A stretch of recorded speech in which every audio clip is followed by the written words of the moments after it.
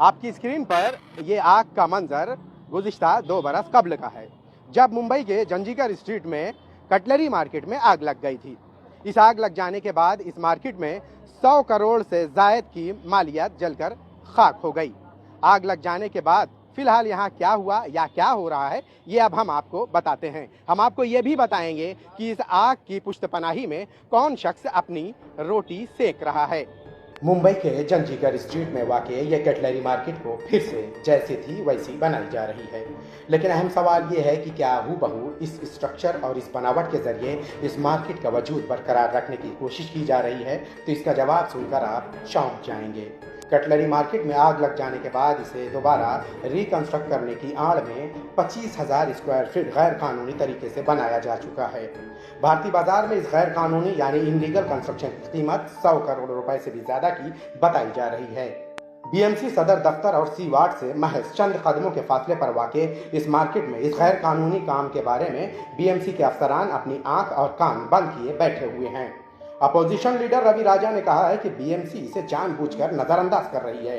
BMC में ऐसे अफसरान की मौजूदगी है जो इनलीगल कंस्ट्रक्शन यानी गैर कानूनी तामीराती काम को फरोग देने में मदद करते हैं। रवि राजा ने कहा है कि इस तरह से किसी भी जगह आग लग जाने के बाद उसे रिकंस्ट्रक्शन करने की पुश्तपनाही में सफेद पोश बिल्डर और बीएमसी के अफसरान के जरिए ये काला कारोबार किया जाता है। आग की आड़ में गैर कानूनी तरीके से यहाँ 100 करोड़ से भी ज्यादा की मलाई खाने वालों के खिलाफ बीएमसी कमिश्नर को सख्त कार्रवाई करना चाहिए।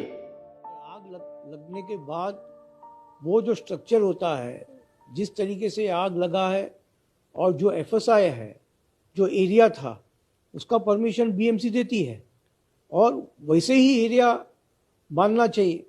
अगर वो उससे ज़्यादा बांधता है और उस बीएमसी के परमिशन के आड़ पर कोई अन्यत्र इसका बांधकाम ज़्यादा होता है, तो मुझे लगता है कि बीएमसी कोई भी वार्ड हो उसके ऊपर कार्रवाई करना चाहिए, ऐसा मैं मानता हूँ। और जहाँ तक ये मार्केट का सवाल है, मुझे लगता है कि वहाँ के जो असिस्टेंट कमिश्नर है उसका काम है, अगर कोई भी ज़्यादा अनऑथराइज हुआ है तो उसके ऊपर कार्रवाई करने का उसका पूरा अधिकार है। कहीं ना कहीं ये हो सकता है कि उसको बीएमसी की तरफ से जानबूझकर नज़रअंदाज करते हैं और बीएमसी में कुछ ऐसे अफसर भी हैं जो अन्यथा इसको बढ़ावा देने का काम करते हैं। तो मुझे लगता है कि महानगर पालिका के आयुक्त को इसके ऊपर कार्रवाई करना चाहिए, ऐसा मैं मानता हूँ। मुंबई की ये कटलरी मार्केट बीएमसी सदर दफ्तर और सी वार्ड से महज चंद कदमों के फासले पर होने के बावजूद यहाँ गैर कानूनी काम चल रहा है। हमने इस बारे में बीएमसी के वार्ड ऑफिसर किशोर यरमे से बात करने की कोशिश की।